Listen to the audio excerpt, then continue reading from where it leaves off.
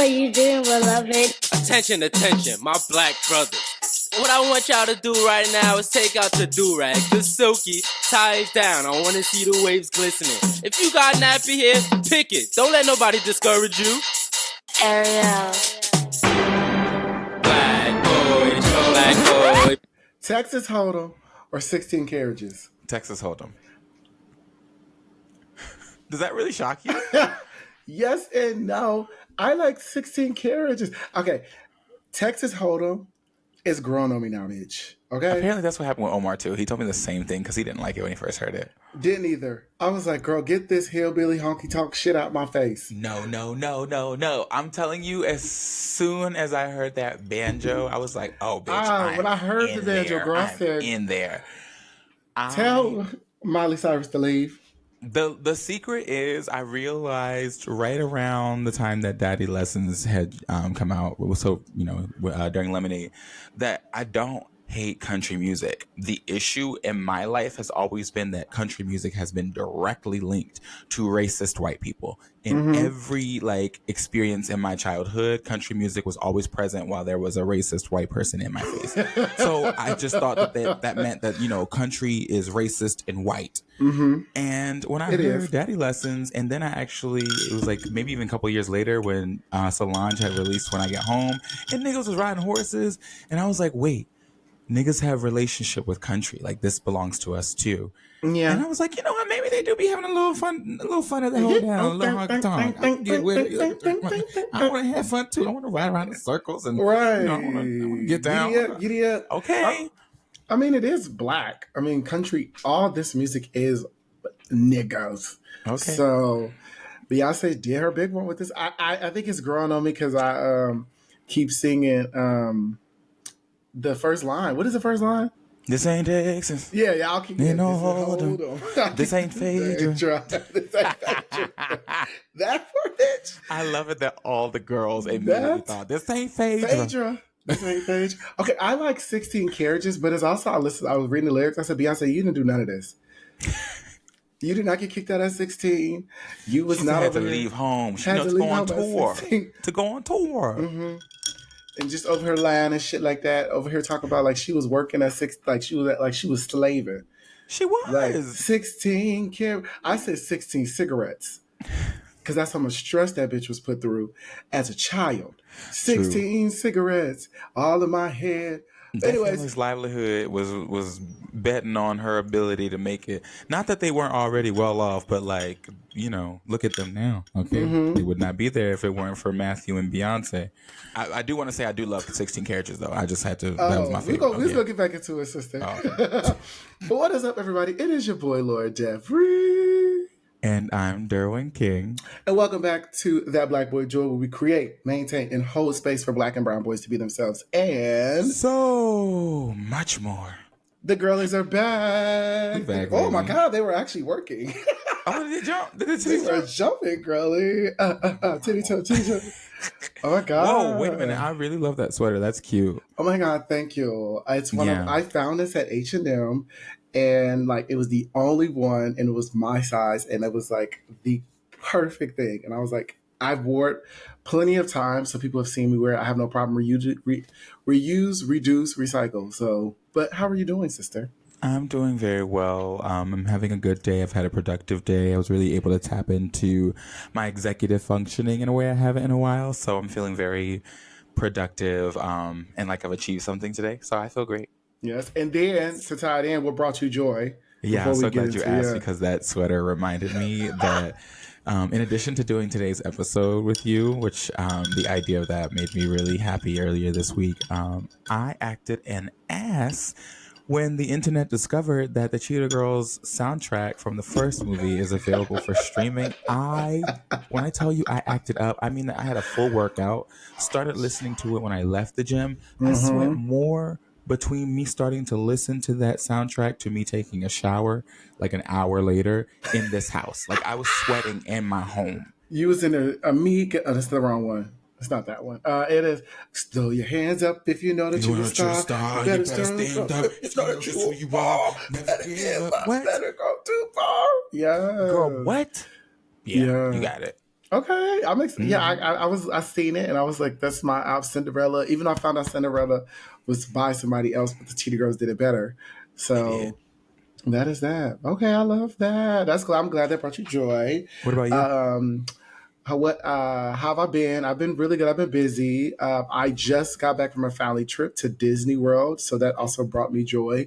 I'm always with my family, and it was my niece's second birthday. And when I say, if y'all follow me on social media, she was showing her ass, like waking us up, like, let's get up, let's go. And like, it was just so funny just to see her, just seeing my niece just blossom and develop. Like, she's very spoiled and she knows it. So she got us all up at like 8 o'clock. Let's go, let's go, let's go. But it was just like fun to be around my family. It was my first time going to Disney World in a while. I think since I was like probably like 11. Wow. So it was really fun. It is very youthful. Anybody can go at any age. Like, I definitely want to do Epcot and drink around the world. So I definitely want to plan something like that with my friends. But yeah, that's what brought me joy. That sounds delightful. I'm glad you enjoyed yourself. Yeah, I am too. But we have to get on with the show. And we actually want to jump into a new thing that we want to do called Black Boy Banter. We definitely just want to talk about some things that are going on in the world. Not too long and not too much. We just want to give our hot takes on it. So as you all know, the Super Bowl just passed and the Kansas City Chiefs won. I know some people don't really care. I did it. But people were excited. But more importantly, people were excited about Usher and, more importantly, Beyonce announcing 2 singles, and that Beyonce's next album, Act 2, will be dropping March 29th. How do you feel about all of that, sister? Well, so I obviously don't care at all about the Super Bowl or football. Me either, bitch. So not only have I not watched it, I haven't made time to see to watch Usher's performance yet, but I'm very excited to do so. The only thing I did see was that clip of Alicia singing and missing that first note. But I edited it on YouTube, so on YouTube it's no longer that anymore. But everybody fucking, of course, already got it. I have to watch what I say because say what you say, sister. I'm not trying to be disparaging. Okay, let me just say this. I had a friend text me who was like, I'm sure you're not watching the Super Bowl, but Alicia Keys is singing in quotations, and I thought of you. I was like, what was she doing? I don't even know what she was doing, girl. Alicia Keys is a talented woman, and man, she can really play on that piano. Yeah, I mean, she can play that piano down. Okay, that's it. She's still doing this no makeup. Yeah.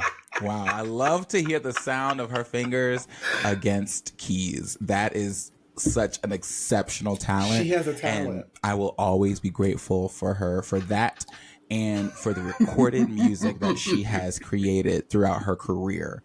Those things are really enjoyable. She has a musical as well, too. Did you know that? She has a what? She has a musical. Is it all piano? I'd love it if it were all piano. I'm surprised. I'm really, one of my friends was mentioning that she's still kicking it with this like natural thing. So I'm really like, natural as in like the no makeup thing? Yeah, the no makeup thing. She's still going strong. Love that for her. I always thought maybe she was still wearing concealer. It doesn't really matter to me. I love it when women decide that they're going to go out into the world without makeup because I don't think they should be expected to wear it. So I'm behind Alicia Keys on the natural faced movement. I support her in that. And again, I will forever support her finger against those lovely porcelain keys. And that's it. Yeah. Well, let's talk about somebody that actually sings. Beyonce and Usher. Now that lady she can really sing. And Usher, wow, him too. What great voices they have. They have great voices. And Beyonce's learning to play the piano, but even if she can't, one thing I love to hear is that lady singing. This ain't Texas. Whew. Girl, I think everybody should take a shot how many times we say that on this episode, because I'm going to randomly say in our conversation, this ain't Texas. Woo! This ain't no hold 'em. Whoa! No, I was excited as well. Like, first of all, I'm not gonna lie, I don't really care for country. So when I first saw it and heard it, I was like, if I could close my laptop right now, I was just like, oh my god, I don't want this. I want some more faggotry. But it started to grow on me. I love 16 carriages. I was saying 16 cartilages, 16 car rides, all that. 16 marriages. Right, 16. All of them failed, and I'm still in one, but I don't really care. But no, yeah, I'm excited. It's funny enough, it's dropping during my birthday weekend. And ironically enough, right now, hopefully I still go through with it. Y'all hold me accountable. I wanted to do a cowboy themed 30th birthday party. I love that. So before she announced it, I was telling my friends, girl, get y'all ready, y'all shit ready. And then I seen it, I was like, and ironically enough, I don't even like country music. So why would I go do a country 30th? TBD. Because she already had us wearing the cowboy hats for the Renaissance World Tour, and I wore mine. So I actually got a new hat a couple weeks ago, and I've already been wearing it. I wore it the night that Texas Hold'em dropped, and I've been wearing it around the house. So you ironically was wearing it at the Super Bowl before she even dropped the song? No.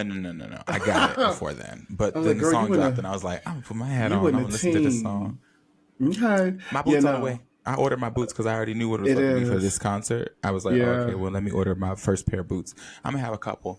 I am going to indulge in this entire movement, this country music thing.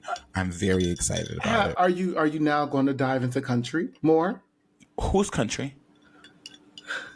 Country music. The Black People's. I'm gonna listen to K Michelle's when hers drops. So I'm gonna listen to Beyonce's. I've created a playlist. If anybody wants to know the playlist, we could talk about it in the chat or Instagram or whatever the case may be. But I created a playlist with all Black country artists that are out. Let me ask you. And it is called Is It Country?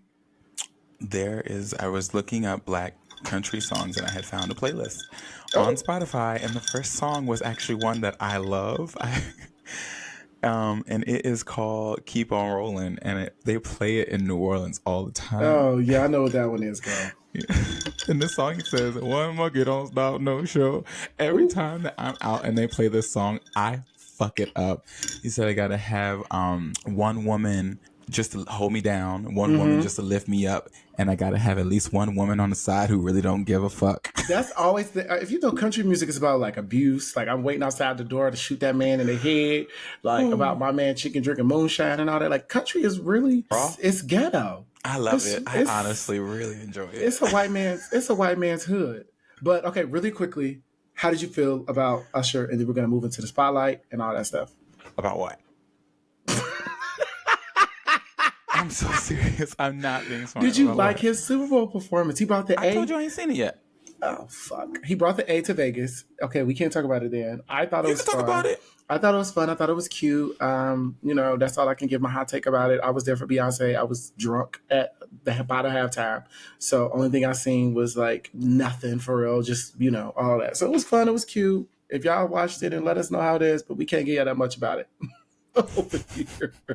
But we got a show to do. So of course we still got to do our Black Boy Joy Spotlight. And this week's Black Boy Joy Spotlight is a DMV local. He goes by the name of Sincerely Lutleaf. I think it's Lutleaf on Instagram. Don't beat me up, y'all. He is a celebrity MC. He is a host, actor, and comedian, and a sexual health ambassador. So one cool thing about him is he actually does, outside of the gay bars or queer bars here in DC, he asks individuals dating questions and things of that nature, really to cultivate dialogue. It's like more so like one of the things like hot on the street type of like content. Like somebody's out with an interview and asks you like, so what do you look for in a guy? What do you look for? Tell us your Instagram and stuff like that. Really cool stuff, really fun. I've seen that he started to be able to host parties, and he is also using his brand, of course, for sexual health awareness. So he also brings up STD testing and HIV testing. So shout out to Sincerely Lutleaf on Instagram. If I'm butchering it, I do apologize. I'm sorry, y'all. But I do love his content, and I also just want him to keep coming out there. I want to be on his show one day, so I'm ready to be out there. I know that's right. Catch him in the streets. Yes, catch him out on the streets. If y'all want to follow him on Instagram, it is Sincerely SINCERELY_LUTFY. You all can check him out on there. And just before we move on and take a quick break, just want to tell you all that this week's episode is going to be an amazing one with me and Derwin. We will be talking about the conversation of embracing curiosity, the power of asking questions. I'm super excited to do this with Derwin, but we're going to take a quick break and then we will come back with the episode. And we are back, everyone. So, this episode, like I mentioned before we wrapped, this episode, we will be talking about curiosity or embracing curiosity, the power of asking questions. And I think this is a great topic for me and Derwin to talk about. When I mentioned this topic to Derwin when we were meeting, he was cheesing ear to ear. That was a sign to me that this was something that was really excited for him to talk about. But for me, the concept of it came from a lot of different signs that I was having this week. I seen Ava DuVernay's Origins, which is a really great film, really great acting with, I think her name is Alajane. She was in Love. Ellis, that's my Angelou favorite. Ellis, she ate it up. Y'all need to check that out. Really was a thought-provoking movie about the caste system and racism, specifically with India, the neo-Nazi German era of the Holocaust, and then also Black slaves that were brought here to America. So it was really trying to, talk about the assimilation and the, similarities between that and the caste system. So if y'all want to check that out, check it out. And also with my new job, I am around a lot of researchers and I'm around a environment that is all about curiosity and questioning and asking questions. And that is a different space that I've been in the past. And also my own personal journey with the mindset of curiosity. So I wanted to bring this conversation to the show because I feel like me and Derwin have a lot of experiences with this conversation and also some other, things that are around it. And I think that this is a perfect time because I was seeing so many signs about curiosity and like what it's like in our community. So before we get started, I definitely want to hear your reaction when I said, girl, we're going to do this topic for this week's episode. Well, I like as soon as I saw it, I was like, "Oh shit, curiosity!" And it's so funny because I'm telling people about this like over the last couple of days, and like no one's getting why I'm so excited. But curiosity is one of my favorite concepts because I have found out that a lot of what makes me who I am today is because at my foundation I am curious, and that everything that I know today is because of that curiosity. I've also realized because I've spent a lot of time with kids throughout my life. I've done a lot of childcare jobs, volunteering at schools, interning at schools. And I've learned that one of the best marks of intelligence in a child is their curiosity, because you can't really expect people to just know things, but if they want to, then they'll do what needs to be done to get the information. Yeah. And those kinds of people end up being super resourceful. And I don't think there's anything more interesting than a person who is curious and resourceful. Yeah. I think for me, I definitely agree with that because I feel like when we start to get older, curiosity is so not connected to being an adult. Yeah. Children are told, even though we notice children are starting to often be very shielded from curiosity, because when you are curious, you start to go into things that people don't think you should be a part of, or, the unknown or the uncertainty of, which we'll be getting into more. But I think that kids had a little bit more of a wiggle room to explore that and a little bit of boundaries. Whereas I think in adulthood, if you ice out all of the peanut galleries or the extra voices, curiosity is still there. But I think with society and social media and people's personal thoughts about it, it is really challenging to allow yourself to embrace curiosity or even ask questions because of the fear or the understanding of it from another person's perspective, which is... It's funny that you say that because I'm thinking about a child's number one job is to acquire information about the world. They spend their entire first couple of years learning how to walk, how to talk, Right. So they're sponges. They're absorbing information. Their survival or their development, because their survival is dependent upon the people taking care of them. But their development is heavily impacted by their curiosity about their bodies, so that if their fingers can move, right? Can I pick things up? They have to try those things, so they have to want to. Yeah. Something in their brain has to be ooh, what's that over there? You know what I mean? So I mean, that is true, but we are starting to see that parents are not allowing their children to go, are being more homeschooled. We're seeing kids, parents being like, I don't want my child to interacting with these type of things. Like, I don't want my child to explore this because it adds more conversations that kids will ask. that's right. It's definitely like, I do believe kids should be curious, and kids are very much sponges. Literally, whatever my niece hears we say, she will say it back. That's it's right. just the Like a kids sponge. like a sponge. But I think that society is sometimes hesitant about that because it makes more responsibility and work on the adult. And I do go ahead. Yeah, I agree. No, I agree. Go ahead. Yeah. No, I agree. And I think it's a perfect transition because we know this phrase, and I wanted to start off with this phrase. Your feelings thought about curiosity killed the cat.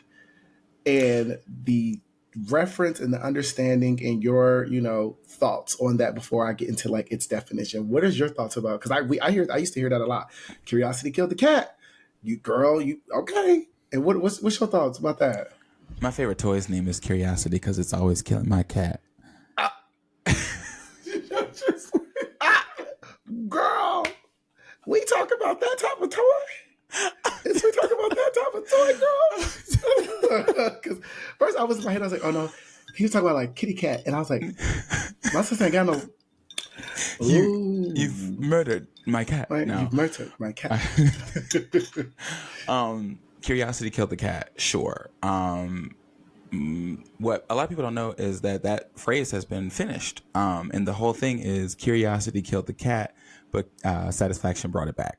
Oh. So like, sure, yeah, finding it can be dangerous to pursue information. Like detectives, if you ever watch a detective show or movie, they are often put in really dangerous situations. Yeah. But the other side of that curiosity is like the information that you needed, which could change the trajectory of your life or anyone else's. Mm-hmm. So I mean, sure, maybe it is dangerous, but if we're not curious, we won't ever know anything. I think that as well. I think it's also like when people say curiosity killed the cat, it's like, girl, curiosity, like people's thing is like, when you go looking for something, you're gonna find it, or when you ask questions, you're gonna get your answer. It's like, what's wrong with that? Yeah, there is nothing wrong. Knowledge is power. But bitch, that's the thing. They don't want us to have power. Oh. Put a pin in that. We'll revisit. We will. No, when I said it, I was like, girl, that's too early to even talk about right now. But, that saying. So the definition of curiosity killed the cat, which clearly is obvious, is when you say curiosity killed the cat, to tell someone that they should not try to find out about something that does not concern them. But I tell you, that used to be like this thing that was always told to me as a child as well, is to stay in the child's place. Yeah. And then also in work, like, don't ask questions about things that do not concern you, which was the most traumatizing thing for me. Girl, what's your face, bitch? How are you supposed to know what concerns you and what doesn't? Like, okay, so sure, don't be in people's personal business. Like, absolutely, when it's related to that, I get it. But most of the time you can discern when an issue that seems individual is actually something that affects the people and, the world around you. Mm-hmm. And I mean, it's telling someone that they shouldn't be looking for information because it doesn't concern them without telling them what does concern them is bizarre. I mean, that's our parents. Remember when our parents would be like, don't touch that. And you'll be like, why? Because I told you so. It's like, but what the cause and effect, right? Yeah. It doesn't add to the understanding or knowledge of, I should not touch this because it is associated with something that is negative. It is just, don't do it. That's a good point. So one of the things that I have found helpful in whenever I was tasked with watching or taking care of the children in my life is that when they ask a question, if I have given them a directive that is really important and I really want them to follow it, it is important to me that they understand the reason why I'm saying it, right? Because this is another opportunity for me to contribute to that child's development. So, I'm saying, hey, don't touch or don't run around the kitchen, right? And why? Well, it's very dangerous in here. This is an oven. They get really hot. If I'm taking food out of the oven and you're running around and you slip, you could fall and get burned. That's going to hurt. That it doesn't hurt a child to receive that information. It actually is information they can assimilate into their brains and say, oh, I don't want to be hurt. I know what it's like to be hurt. And I don't want that. You know what I Right. mean? So Yeah. I don't think that extra work is difficult. I actually really think that the benefits of telling a child the why when they're asking is, number one, you give them information that they will find helpful in the future. And number two, it creates an opportunity for you to bond with that child. You've given them helpful information that they'll appreciate, and they'll trust you to guide them when they have Yeah. questions. Mm-hmm. Okay, now as an adult, when that shit happens to you as an adult, what do you think? Like when somebody somebody tells you something and like, hey, let's go here. I don't want to go here. And like, why not? Because I said I don't want to go here. Like, Yeah. what are So your feelings when you're doing that as an adult? As a child, but like, when we're adults and that happens. my thought process, if you're telling me in a personal relationship that you don't want to do something and I'm asking you why, you don't want to tell me why, I'm usually thinking you're childish in some way. Like, okay, so you don't know your own whys. And like, it's one thing for you to be like, I would prefer not to talk about it right now because it's really important to me, That's fair. or I'm not ready, you know what I mean? And being able to communicate that. And that itself is a why. At least I'm getting the why you won't say it to me, right? Yeah.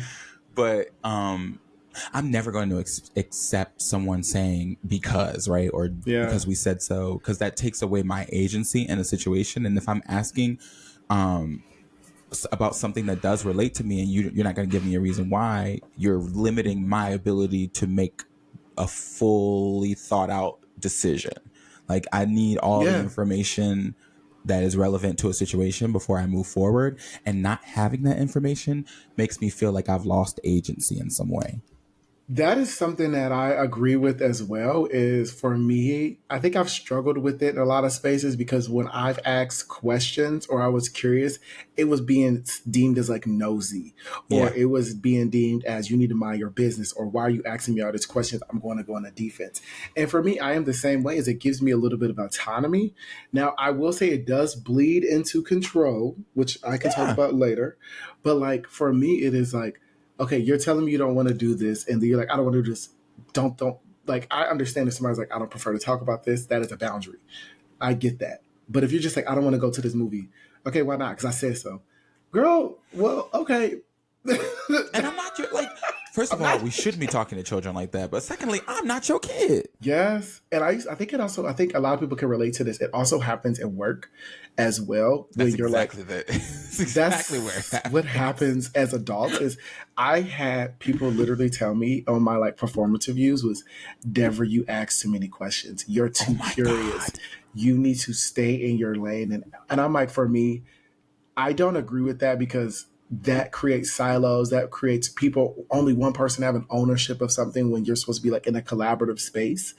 And I think that like the fear of asking questions can make people walk on eggshells and be very stressed and have a lot of anxiety. Why are people gatekeeping information? Because they don't know what they're doing.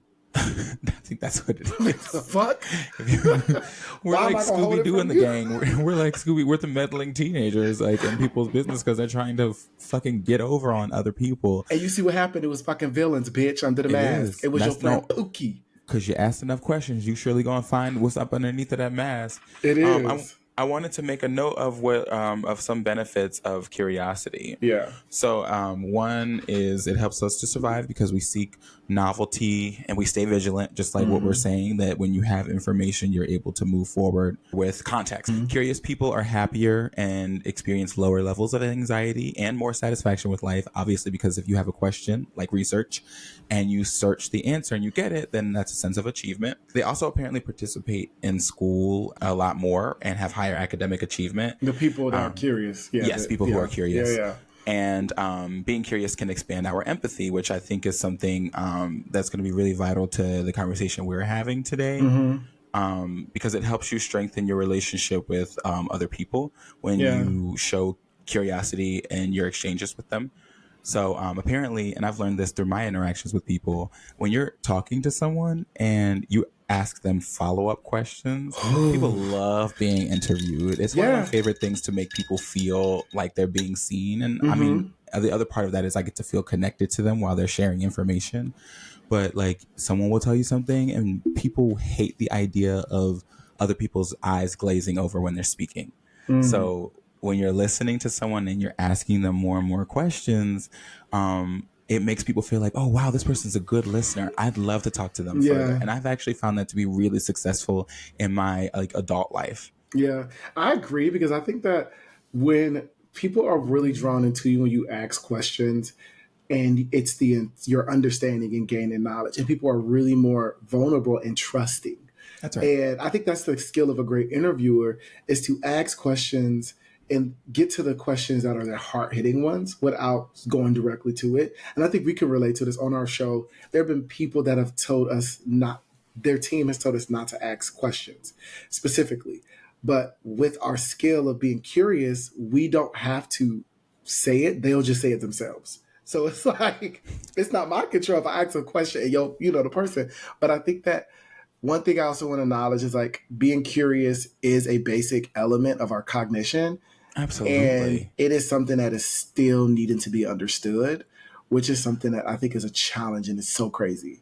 I really cannot drive home more that like that is a survival skill. Yes. Being curious about the world around you is a survival skill. You're going to be in a shell. You know, people walk around, there's something new happening to their body. Let's say you have a new spot, a new mark, or a new lump or whatever. Yeah. Actually, as a matter of fact, Black men specifically, I want to think about this, not being curious enough about what's happening in their body. There's a lot of men who end up with prostate cancer because they were never curious about what was happening, in the lower regions of their bodies. They're told not to discourage they need to do right? something else down there too. And then the fear of having somebody stick their finger up their buttholes just to get to the prostate to test it. It's like, but you have to be curious about your own body, and you can't really have so many boundaries about it that you miss an opportunity to be in control of your health. Yeah.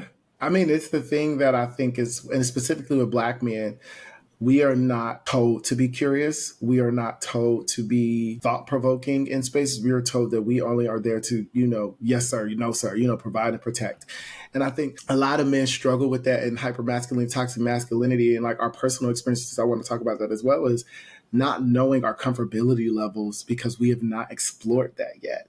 And I want to talk about that a little bit, because I think for me, before I started to invite people in, and still to this day, curiosity is something with my masculinity I am nervous of.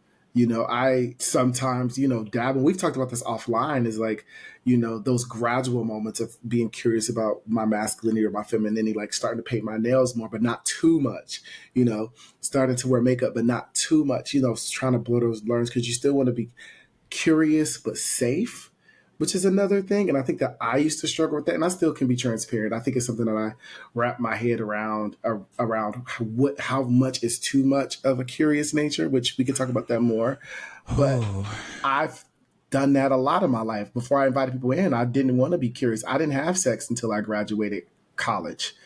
I didn't do anything. I was curious about men, but I didn't do anything because of my fear of what was it going to unlock inside of me. Bitch, was I going to blow up when I kissed a man? Was I going to turn into a ball of fire? You know what's so interesting about this? That curiosity exists, and the relationship between safety and curiosity is different for a lot of people. Because when I think of curiosity, I think of true safety, which is like how to proceed with all context, with truth of all of what the possibilities are, right? Or as many of the possibilities as you can have. It is important to me to have answers to feel safe. But so many people have constructed a reality where safety is in ignorance. Yeah. That, like, or it's fear. Safety is in not knowing. Or not, I don't know how to explain it. It's that's exactly it. Yeah. It's in the absence of knowledge. You're safe. Predictability. Sorry. Your world has to be very small if it's going to be that predictable.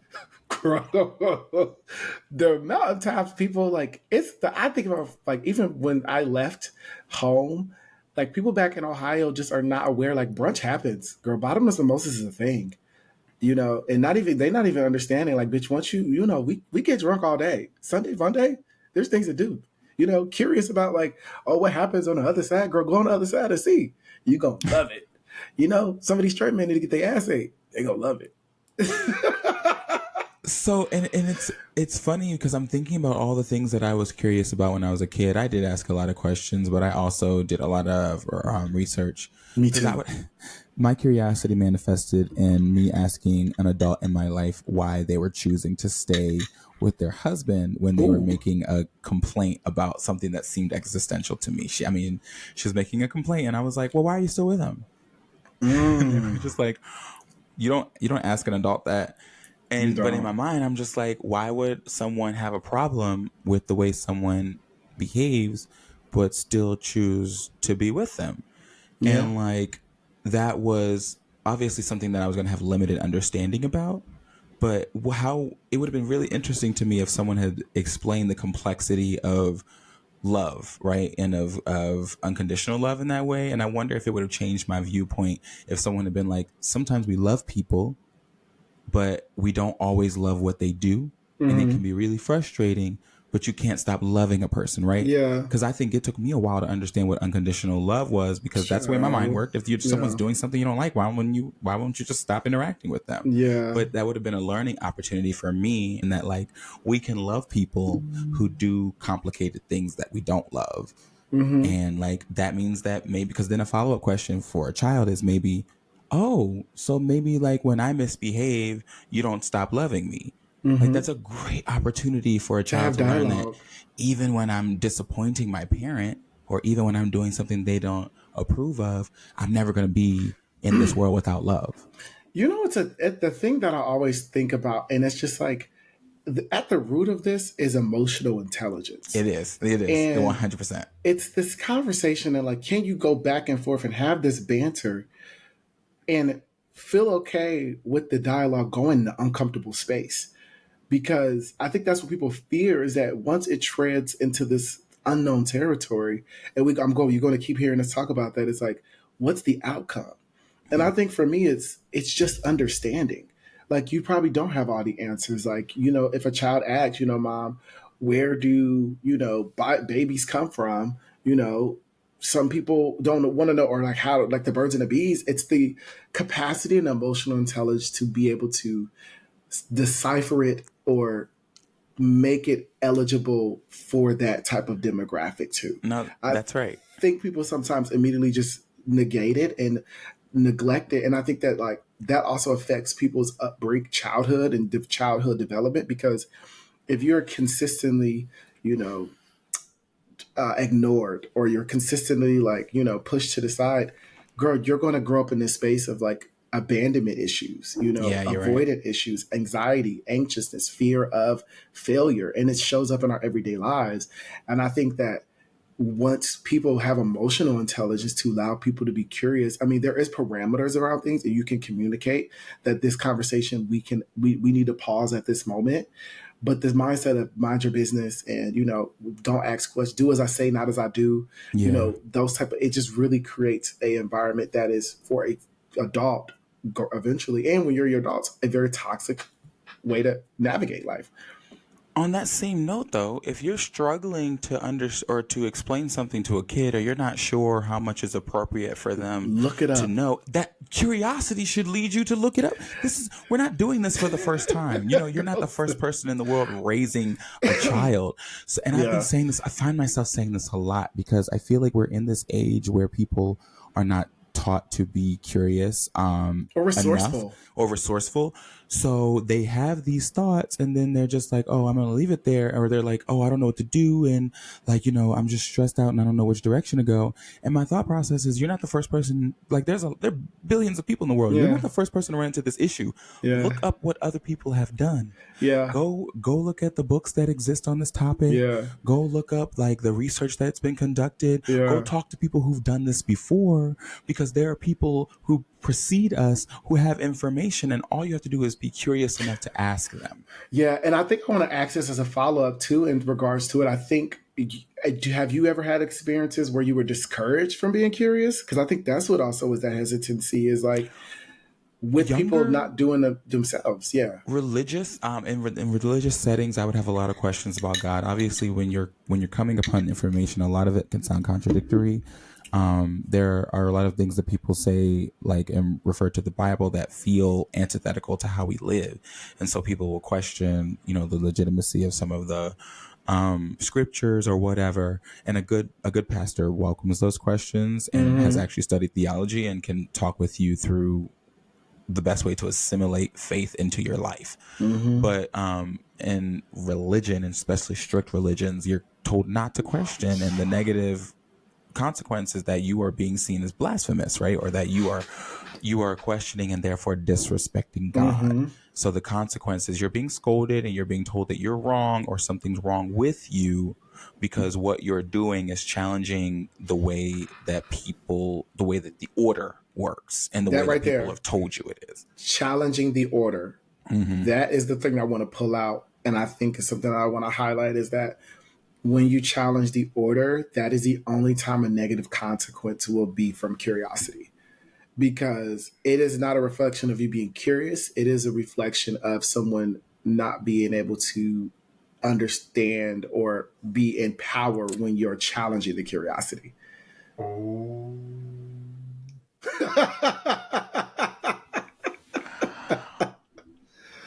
What? No, Thoughts? I thought that was great. I mean, I think hand in hand with that, if we're talking about adults and kids, it's also sometimes that they don't know the answer. And so it challenges them intellectually and then that they feel insecure. So it is both you're challenging my authority and also I might not have an answer for you. And now I feel dumb or I feel like I don't have, you know, like you've shined a light on a dark spot. But anybody with fucking Yeah. sense will tell you that I'm not sure. Let me look that up for you is a great answer when someone Yeah. asks you a question you don't have the answer to. I want to read this really quick. One of our think pieces. It says, "You don't need to be smart to be curious, but asking questions makes you smart. Yeah, it's a sign of intelligence. If curiosity is for children, give us more children." And that is what we're just saying is, if you don't have the answer, you can say, "I do not know," but it's the action afterwards that is really important. Is in a meeting, if somebody says, and I think it's also embracing in workspaces, saying, "If I do not have the answer, I will follow up with the answer." And I think that sometimes in jobs, we fear because of like the environment or work culture or like you have to know everything. It's that fear of if I don't know something, they will not keep me here because I am not perfect, which in reality, nobody's perfect. Right. But I think we also need to realize the steps that it takes to become affluent in these things. And I want to go into the movie really quick, Origins, because the character Isabel, I forgot her name. The main character, she took herself, she made herself immersed in the different cultures. She started to read books. She started to go and ask people questions. She started to, and it got people uncomfortable because, of course, when you're asking questions about like race, the caste system, and other countries and stuff like that, people are like, "Girl, you bringing up old dirt. You know, you bringing up things we want to talk about."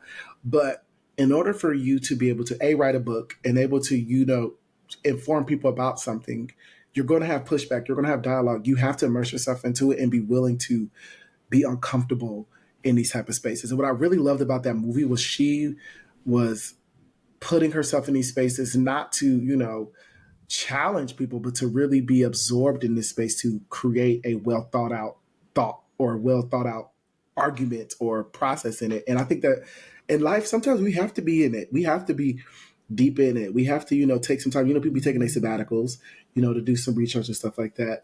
I think that people need to be more happily leaning into, I want to know as much as I can. That reminded me of something silly that happened when I worked at Target back in 2016, 17. It was the Christmas of 2016, and we were stocking the shelves. I was an assistant manager at the time, and there were just lots of chocolate mints, those like Andes mints, and I was like, why do chocolate mints, like, why have you guys ever wondered why chocolate mints are associated with Christmas? Like, this seems so random to me. And they're just looking at me like, no, not at all. Like, why would why would we be thinking about that? And I'm just like, I'm sorry, this is how my mind works. Like, I just noticed a pattern. But like, my curiosity is as simple and seemingly, arbitrary or tawdry as that. And then as deep as like something like this movie, like how is it that people of darker complexions are treated so horribly across, societies, across different civilizations? Or how do you create power in a system when everybody looks alike? Yeah. You have to find something to differentiate them. And that, those type of conversations. When you ask a question about the mints, I think people also only allow questions to be asked when you high. Well, like when you in psychedelics, bitch, that's when all the questions be coming out. Like, that's you realize brain every day though. Right, me too, bitch. I'm over here like we are literally on a earth, on a fucking rock that is moving pan bills. like we are really just on a rock paying bills. Like this is some wild ass shit. It's funny. But I really, want to also note that transformation does begin with a question. And I think that when people don't want you to transform, evolve, leave the nest, it is because you are transforming for the good. And I think that some people are afraid of what's next with that.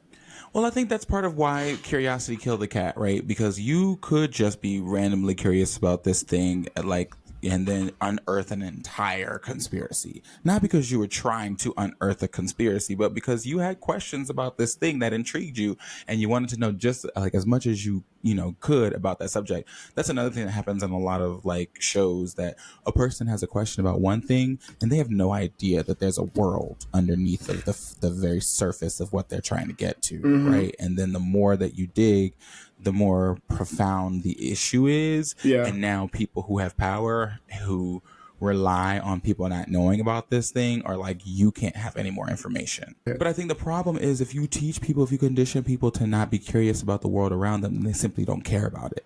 A great example of that is I had a conversation with my mother about someone in her life who had finally had this very simple, small realization about her. Oh, you're born on the first day of the 10th month, right? She's just like, how are you coming to this realization about me now? I've been alive for so many years. How are you just now getting here? And I had explained to my mother that from my perspective, this is a person who had checked out of life for over 10 years. So they just simply didn't care about what was happening outside of what was directly in front of them in the world that they constructed. And as they emerged from the depression that they were in, into rejoining the world, what is absolutely necessary for anyone trying to conduct change or reintegrate themselves into society is a curiosity about what's happening around them. So whatever their world is the world that they're going to ask questions about. And I think for that person, my mother is their world. I want to also note that like there is two forms of curiosity. It's the one that is, you genuinely are wanting to know something. And it is the other hand is wanting to know everything so that you are in control, which is a power struggle that we need to unpack. It is okay to ask questions, but when you're asking questions for the sole mindset to find a hole to like fill in so that you can find where your value and your self is, or also where you can find a flaw to be like, aha, I found a flaw. I think that's when it has that little nuance part. And I'm going to speak with my example of curiosity is I was talking to my therapist about it, and I was talking about like, I want to know as much as I can about certain things. And he was like, why? I was like, well, it's because I want to know so much. So when, I know where my power lies, if like you trip up and that's not where, oh, you don't know that part. Let me jump in and like do that part. And it's like, well, you're not being really curious to be curious. You're being curious to find yourself or like try to find a flaw. You know what I'm trying to say? Like I'm being curious to acquire power. It's yes. I am being questioning to acquire power. And I think that's a nuanced thing sometimes because it's like, why are you poking so much to find that power when you're not asking to be curious?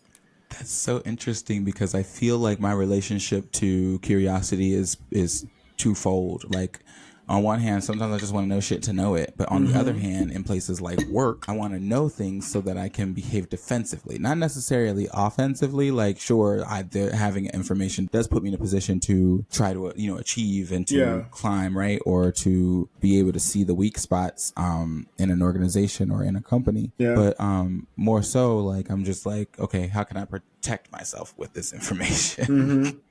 So that's really interesting. And I mean, do you think there's something wrong with collecting information for the acquisition of power? No, I think it's when I'm collecting it to use it against somebody else. Well, we should not be trying to use things against people. I know. And I'm being human. I've noticed that like that is something I would do to a boss, or I would do to like somebody that's above me, because I have a real issue with like people that supervisors. Like I have trauma with that. So like it is the thing that I can like, it's a way to hold them accountable as well, which sometimes it's like you're using a tactic. It's like, I'm going to ask all these questions because, oh, you don't know this answer. So how are you going to be my boss, but you try to tell me to do something when you don't know it? You get what I'm trying to say? Yeah, but it might be more productive for you to use that information to present solutions that would work even more in your benefit, because you don't have to take somebody down. You can actually just like use that information to prove how sharp and resourceful and useful you are, which I just think is a better method. If your goal is to acquire power, it seems better to me to use curiosity for solutions and ingenuity than as a weapon. Yeah.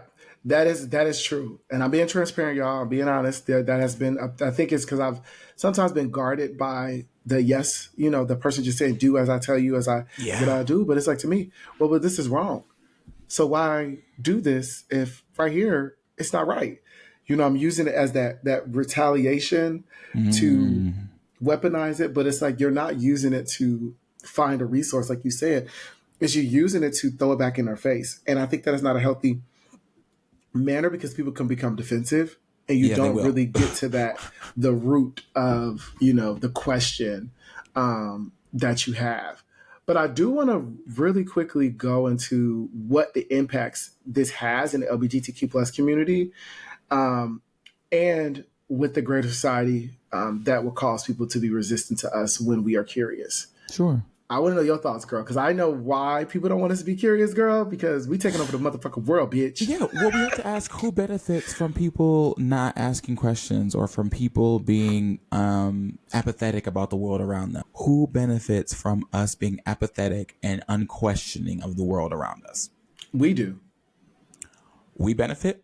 No, I'm saying like when we ask questions and we have to have systems that are created for us, we benefit from it. People don't want to do the work to create systems because they're lazy. I hope I answered I hope I said it right, but like, well, I mean, I accept your answer, but my answer is different. Oh, what's your answer then? What's your answer then? People who want to hold and never lose control of power. I feel like people, especially if we think of moments in history where the regime was, you don't ask any questions, or where people's answers for why did you do this were, I mean, everyone around me was doing it, I just didn't ask any questions. I think of things like the Holocaust. I think of systems like slavery. I was going to say slavery. We were also a business. It was actually a business. Right. That's why I was a little slow to say so, because people actively participated in that because they were benefiting with wealth, even though we should all collectively call the enslavement of Black people wrong. Yeah. People don't question because there are consequences like death or being excommunicated or anything like that. And so then people who inflict harm upon others and who are fascists and want to control a regime, those people benefit by us being apathetic, being too tired or unmotivated. You know what I mean? Well, like there's too much going on. I can't possibly take this on. Like, I've got to focus on what's happening with me. I can't be worried about what's happening outside of my life. Hint, hint, what's happening today in the world, right? Things like genocide are able to continue when people are too tired or too unmotivated or helpless and uncurious about the world to ask questions of the people who could change it. Oh, okay, girl. I answered the wrong question in my head. You were saying who benefits from the unquestioning, basically. That's right. Right. Oh, girl. Okay. I was like, wait, did I answer? Oh, no. Yeah, definitely. For sure. What you're saying is because, like I said, is the work isn't having to be, you don't have to be empathetic. And when you're the unquestioning, you don't have to be empathetic because they're not questioning you. Right. You don't have to create new systems because nobody's questioning the system in front of you. Exactly. And I think that's why society is like, this is how society is. Men pay the bills. women, stay at home, it's because that's how society works. And it's like, but is it conducive to society or to a certain power, a certain being, to a certain privilege? And I think that is the question, because not all, systems work for everybody. That's right. And the thing that we should be doing is trying to find ways to advance. This is how we have gotten to where we are at in life in certain spaces with the development of, technology, making things, people being curious. That's why I like being in this research lab type of space, because I'm literally seeing an environment of science or research or people like questioning things. I was going to ask you why this is so important to you. Like, why is this topic so relevant to you right now? It's relevant because it's refreshing. That's what it is. Oh, that's exciting. I'm excited for you. It's refreshing to be in this space and be, be in this space where there is no scrutiny for being curious, That's so exciting. I have these, like, y'all have to forgive me, I'm naturally very emotional, but I'm very excited for you. That's such an exciting, nothing is more important to me than freedom. I don't know if they always say it's because I'm a Sagittarius, but using the word refreshing to me, like, that's invigorating. That's like, I have a new hope, a new optimism about life. That's a great feeling. That's what it's often on the other side of curiosity. And sometimes, we are met with something that is painful and dark and scary. But once we can assimilate that into how we know what the world is, our joy is more informed. The things like, now we're not going to rely on a lie and a fallacy to get us through. We'll have to do the work of finding real joy. Yeah. Yeah. I think for me, first of all, thank you, sister. You're welcome. I'm sorry. Like, I was you're just fine. like, oh, refreshing. That's so sweet. No, it is, because like I've been in spaces where your fear is how you work. Yeah. You're afraid of being not knowing. You're afraid of somebody coming to you and being like, you don't know this information, so therefore you need to be out of here. And with this position, it is okay to not know, because that's what research is. How do you, if you know it, then why are we researching it? That's right. What does we do? And I think that it's just so enlightening, because I was like, I feel like a kid again.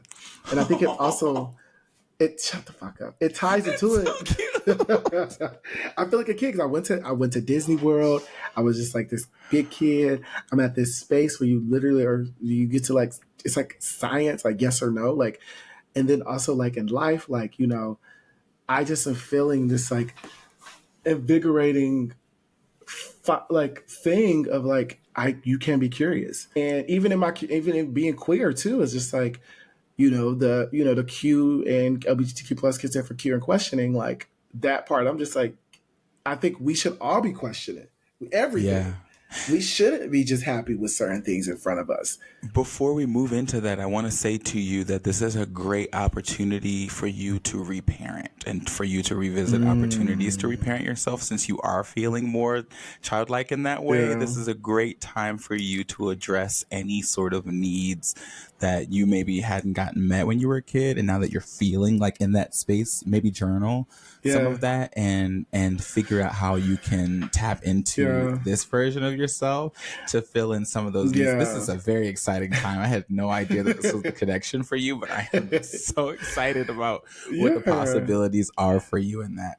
Thank you. I think for me, it has allowed me to ask questions. Again, not to try to find a hole, but to just be inquisitive. I think I've asked my mom and dad questions now that I never would have been asked, because it would have came from a place of anger and emotion. That's right. And I'm getting a little bit of closure. I'm over here feeling as though this is what my parents went through. This is why my parents did what they did. And I'm okay with that now. And I think that is something, oh my God.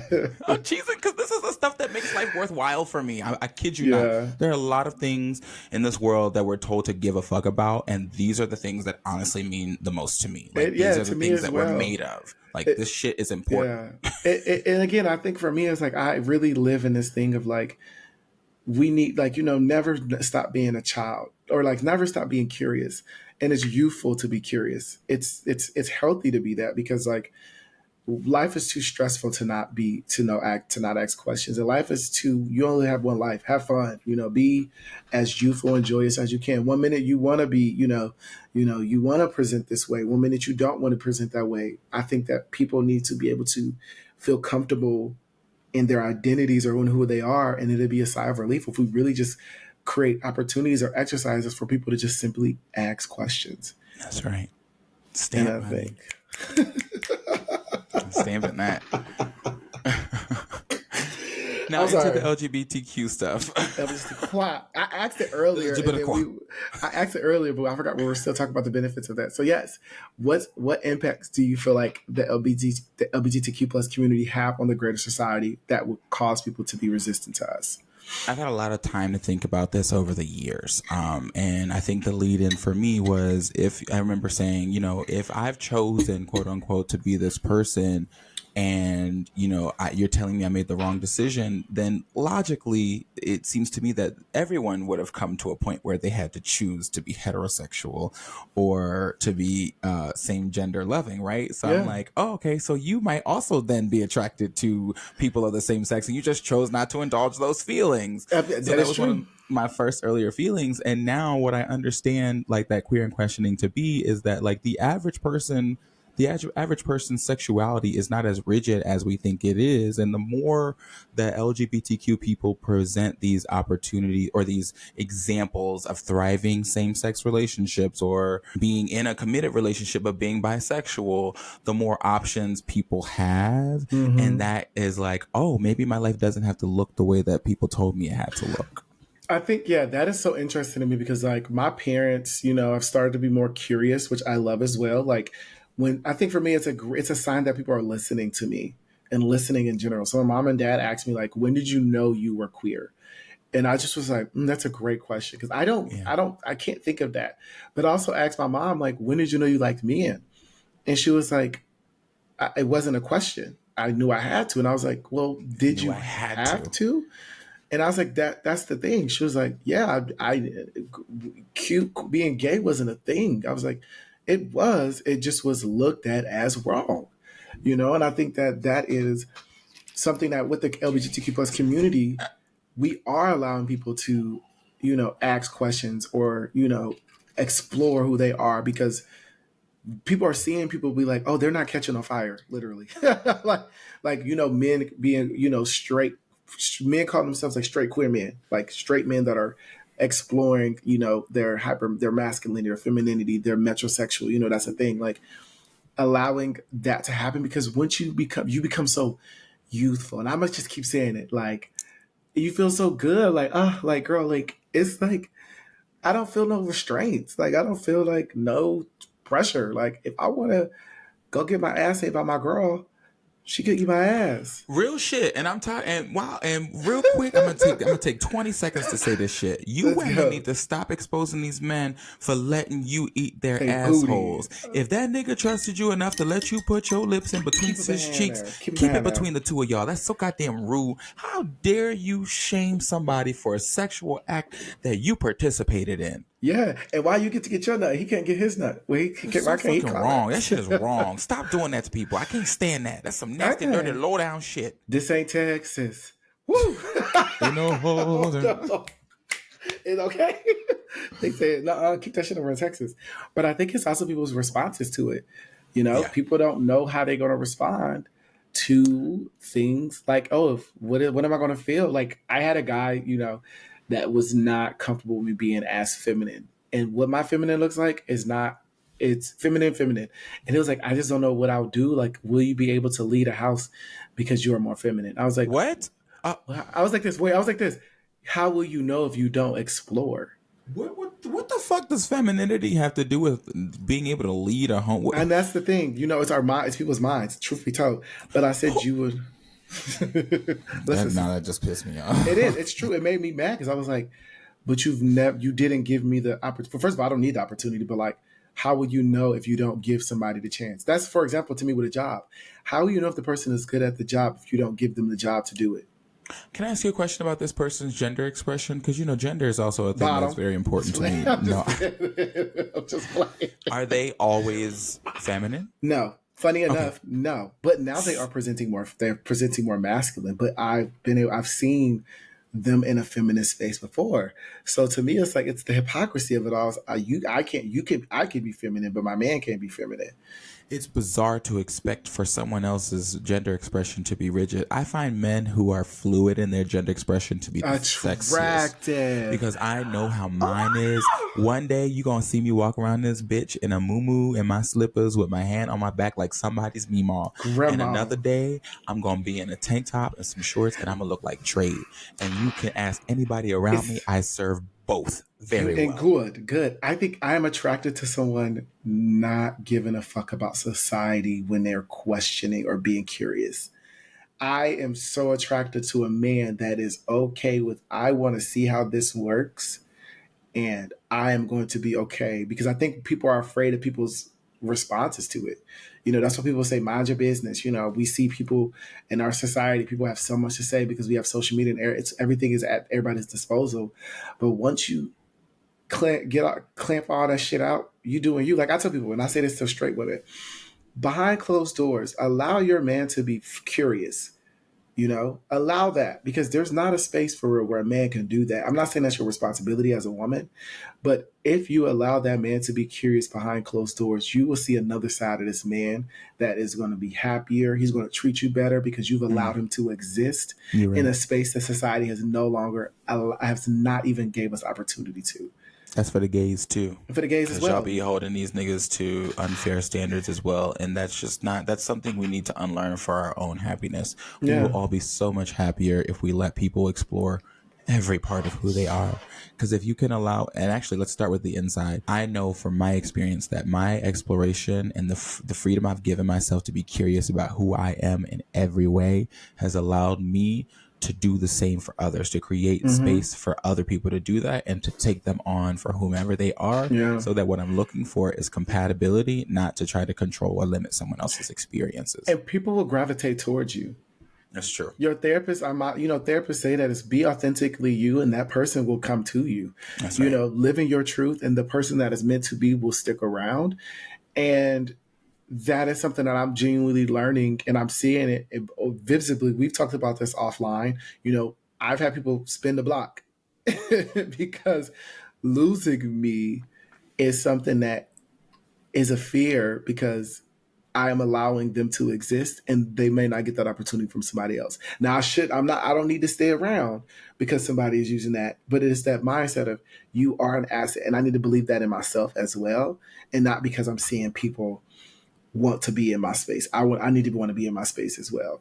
So I think going back to that conversation about the impact is with the LGBTQ plus community, I think that it is allowing people to feel comfortable. It is seeing a community go through this and be unapologetic and confident. I think when people see minorities or oppressed groups go through things, everybody want to be them. White people be like, girl, I want to be a black woman so bad, because a black person, because y'all have so much creativity, you have so much flavor. It's because we couldn't question. We had to create our own lane and ask our own questions and be so inquisitive internally, because we were not allowed to do that in that space. So we had to create our own, and we are living. That's why culture is so important too. Ooh, I'm gonna stop. Let me stop. My bad, sister. Go ahead, girl. I thought you were gonna say something. No. I think I don't think anything else I can say at this point will do anything but prolong this conversation another 15 to 20 minutes. So we can go.